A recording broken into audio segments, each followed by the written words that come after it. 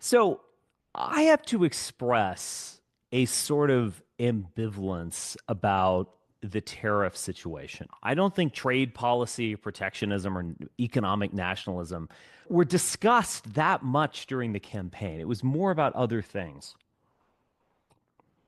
Kamala cares about they, them. Trump cares about you. That was basically the winning shot on the campaign trail in 2024.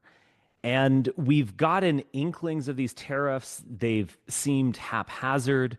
They seem to be negotiation tactics. And so Trump will sort of unleash the economic, populist, nationalist, racist Q-tards, or at least unleash the thought of implementing their policies on another country. And then that country will back down or even symbolically back down. And then, don't worry about it. We'll delay this. We won't actually do it. We never wanted to do it anyway, et cetera.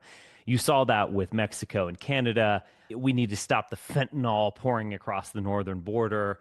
So I understand the idea of tariffs as a stick, basically as a hardcore negotiation tactic. Now, I'm not sure Trump has really gained a whole heck of a lot. I'm not sure what the positives are of this, but I can at least understand that concept.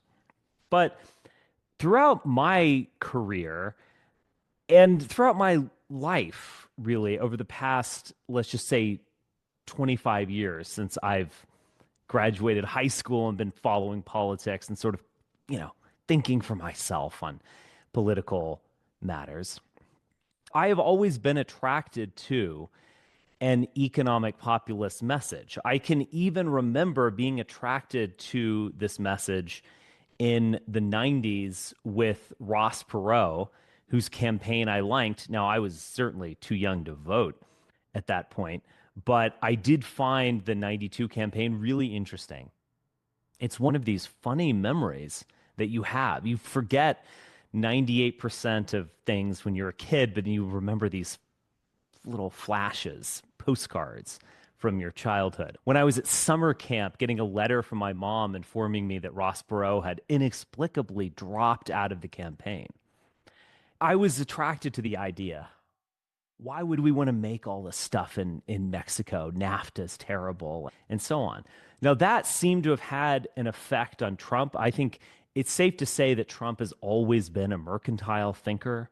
There are interviews of Trump with Larry King in the early 90s or the 80s even where he's talking like this. So I think in some ways there's a great continuity and consistency to what Trump is doing.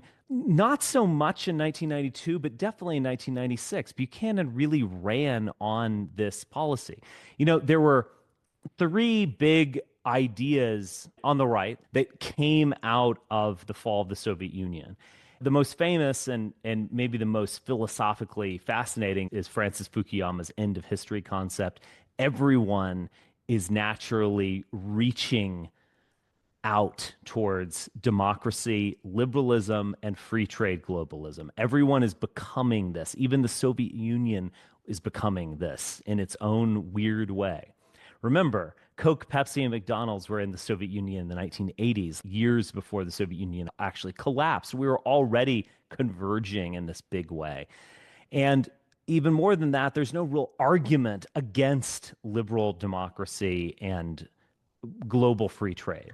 Samuel Huntington put forward the Clash of Civilizations thesis and the notion that no, actually, what is going to happen across the world is that, yeah, we are going to expand beyond localities or even beyond the nation state, but there's going to be a kind of block situation that's going to arise where there's going to be a Western sphere, a North American sphere, an Islamic sphere that covers the Middle East into Southeast Asia, an East Asian sphere that's smaller but distinct, China, et cetera, et cetera. And we need to contemplate this reality of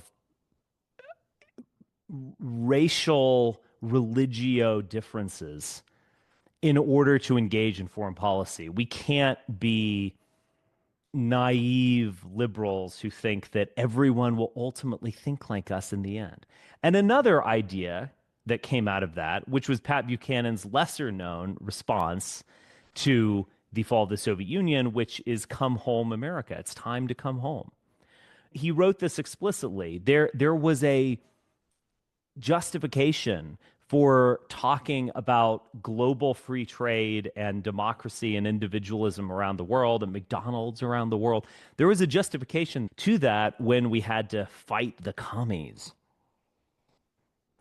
And keep in mind, Pat was a little bit skeptical of what is generally considered Nixon's most famous and triumphant act, which was outreach to China. He was a Cold Warrior.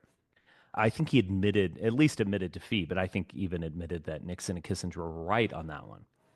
The outreach to China and the integration of China into a Western economic sphere is obviously extremely impactful in this area. There's 1972. By 1992, 20 years later, that concept, at the very least, of Chimerica had emerged of design it in California, build it in China, ship it back to the United States, sell it at Walmart to a customer using a credit card. The Chinese can get the money and then buy treasury bills, thus sustaining the dollar that allows this circular, seemingly, system to take place. But Pat is like, look, we did all that during the Cold War. It's time to come home. We need to protect American manufacturing, et cetera, et cetera. I mean, to defend Pat Buchanan's position a little bit, that maybe even he doesn't defend anymore. Did we not just bootstrap the coming culture that's would hope to replace our own? I am a China pessimist. I don't think the Chinese mind can ever rule the world or create a genuine paradigm in the way that a Western psyche can. But regardless, maybe looking back at Nixon's outreach to China, you can see that as step one towards the Chimerica relationship and the end of manufacturing in the United States. Yeah, no question about it. So I had been around a lot of paleo conservatives. I had imbibed these messages. It's been many years, well over a decade, probably two, since I've read Republic, Not an Empire or Pat's trade book from the 90s. I can't remember the title at the moment. I understand the impulse towards this. Now, the contrary view is that we don't want to do those things anyway. And we can start going up the supply chain or the value added chain, both of those things. So why would you want to slave away in a sweatshop making Nike shoes? It's going to be heavily roboticized. It's not fun anyway. Marx was right. You're going to be alienated from your own mechanical labor and become a revolutionary, perhaps. Why don't we start moving into higher value things? I mean, there is a point to this in the sense that if you want to get a massive ditch dug and you are going to hire thousands of men to do this with shovels or even with their bare hands, you are going to pay them very low wages. The pyramids were built by slaves, no doubt. You are going to get rough people who have no prospects to come and dig this ditch.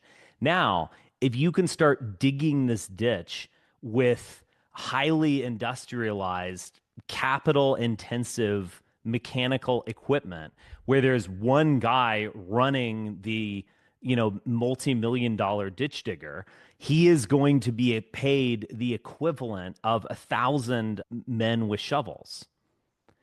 So if you go up the value chain, it's better. That person running the ditch digging instrument is going to be middle class or even upper class. The guys digging it with shovels, or even, dare I say, digging it with their bare hands, are going to be proletariats or slaves. So this is beneficial to us, and the current system deserves to be defended. Even if you have no money, even if you have like 25 bucks in your bank account right now, there is something to be said for the fact that you could go to a dollar store and purchase a gift for your child or yourself. You can buy at least 20 or 25 cartons of ramen noodles and survive for a while. I mean, there is something to be said for the make it cheap in China system.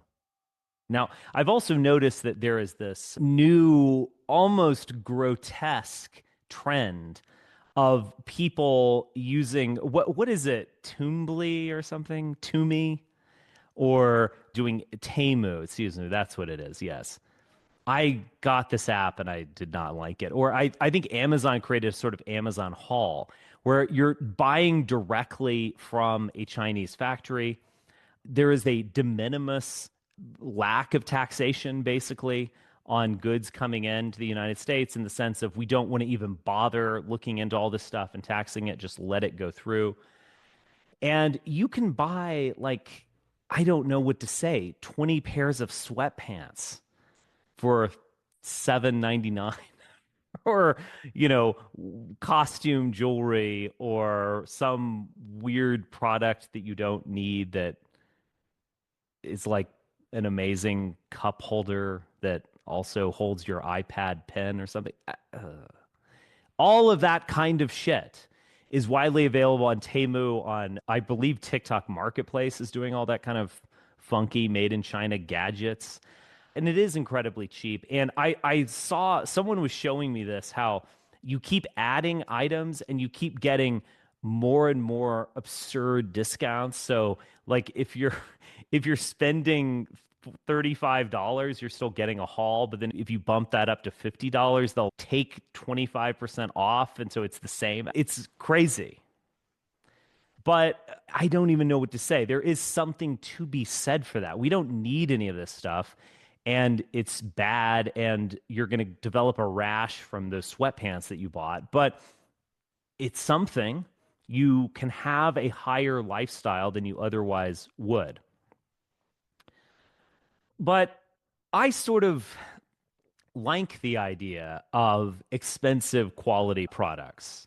This is a Shure mic. It's what everyone uses in podcasting.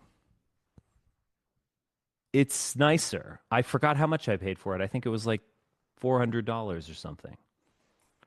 I would much rather products be like that, a sort of German model of you spend a lot more, but the thing will last 20 years. There's a lot to be said for that concept. Sort of evokes the quartz crisis, which we talked about a couple of months ago. The difference between a Casio watch, and I won't even talk about a Rolex or something, but just a Seiko automatic watch that's a mechanical marvel and well made that will easily last a decade, 3 decades. The little battery powered thing won't. So there's something to be said for all of this. Now, I guess when I hear all of these conservative justifications for what just happened, it seems incoherent. They'll say things like, you don't understand, everyone's going to drop their tariffs, so it's going to work out. So it's like, okay, you're basically admitting that tariffs are bad and that free trade is good and that this is a negotiation tactic. But isn't the whole point of economic nationalism that tariffs are good?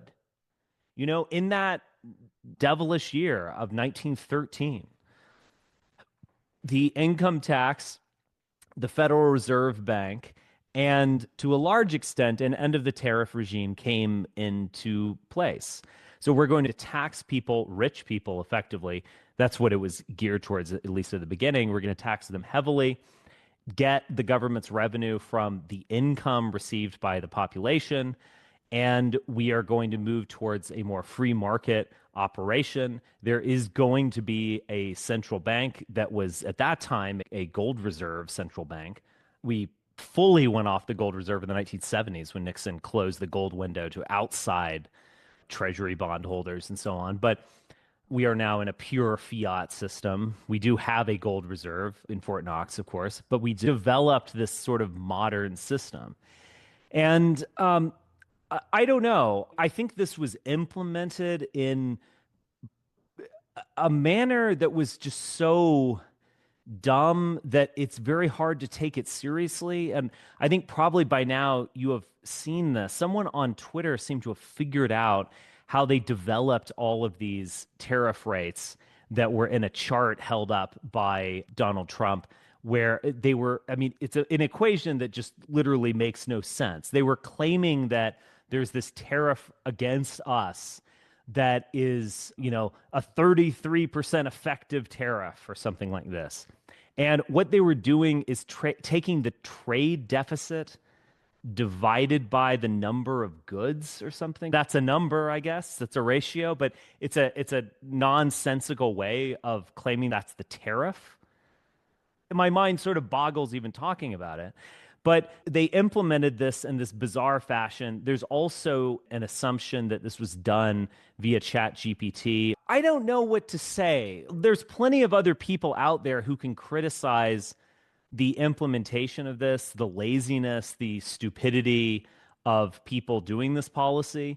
I mean, I thought Navarro was a trade hawk. I mean, surely he knows a bunch of people who could implement this in some way. There are other criticisms that are also very valid. Trump has been a critic of the CHIPS Act, and they're trying to basically dismantle this kind of thing. The fact is, if you're simply putting tariffs on something, you're not really protecting the industry yet.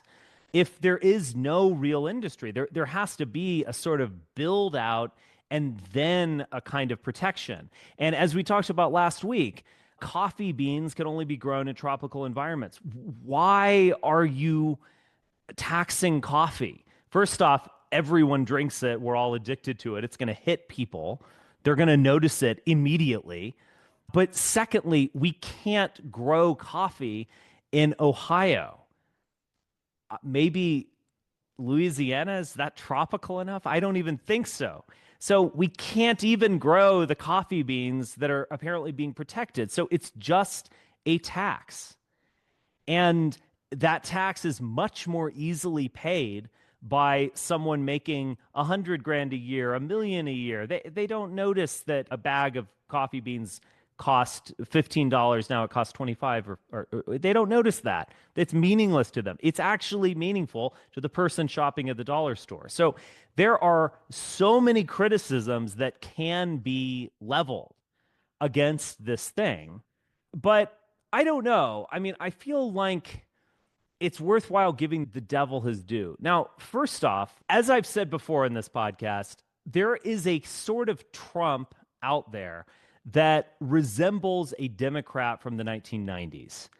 Paul Tsongas is usually the example I use. He famously said, famous for me at least, because I was alive during this point, some of you weren't, the Cold War is over. And look who won, Germany and Japan. The Axis powers won the Cold War. What a great irony has occurred. What he was responding to was the fact that Germany and Japan, and Italy sells us pasta and olive oil, no doubt, but Germany and Japan, they have a kind of corporate conspiracy going on with the government and labor unions, remarkably. It's fascism, in effect, fascist economics at the very least, if not fascist politics. And no fascist aesthetics, to say the least. But basically, there is a conspiracy between labor unions, the government, and corporations, big corporations, through tax incentives, through not pushing too hard on that labor dispute, through just a general patriotism to maintain high value added German engineering in Mercedes-Benz, which has an interesting history.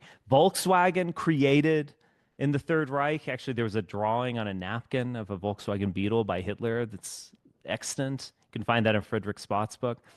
This is the irony, is that fascist economics weirdly won, at least according to these critics. So we can have this conspiracy, we can make amazing products like cars or medical engineering products and so on. We can sell them to the United States. We'll make it work somehow. We're Germans. We're great at engineering, et cetera, et cetera, et cetera. And The Paul Tsongas types were basically say, nothing against Germany or Japan, but we want to do that too. We can do that too. We're going to protect Chrysler. We're going to protect GM and Ford, et cetera. And we're going to do this. Made in America, sold to the world. It was like a Dennis Kucinich line at the DNC that was very popular. I think this is Trump. This is where he's coming from. Now, again, I would stress that none of this really makes sense if there's no industry to protect. That is, if an industry can't exist here, or if we're not engaging in this conspiracy in order to help our industries at home, and if we're not able to sell them abroad, none of this really makes sense, to be honest.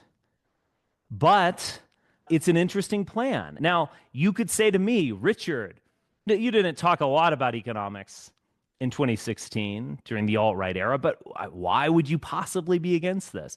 You just basically said, let's go Trump, economic nationalism forever, yay.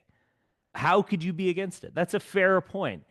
Definitely you could say this about the liberal critics of this, not necessarily the neoliberal Democrats who are, economically conservative and socially liberal or whatever. But you can say this about, Kyle Kalinske, maybe Sam Cedar of the Majority Report, Ryan Graham or whatever. I mean, you could say, look, I agree that this was implemented in a ham-fisted manner. What do you expect? But are you against it in theory? Are you against it really in principle? You're against the notions of tariffs? You actually want more Chinese junk coming in here?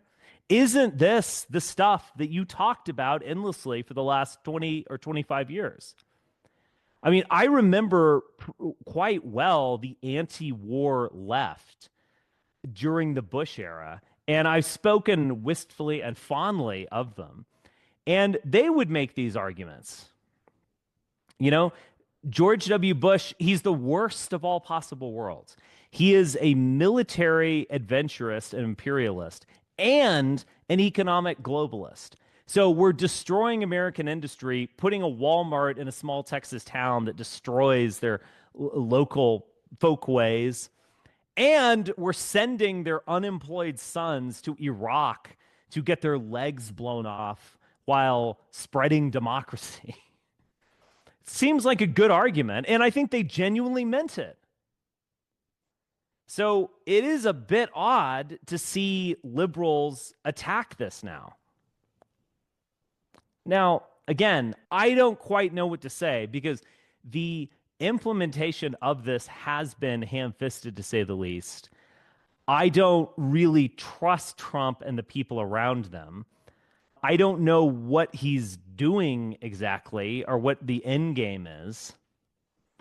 So I'm sort of a bit on the sidelines looking at this skeptically, but I would say that the principles of national autarky are real, and it is actually very hypocritical of liberals and others to just be attacking this almost in principle. Like, what a retard. I can't believe he did this.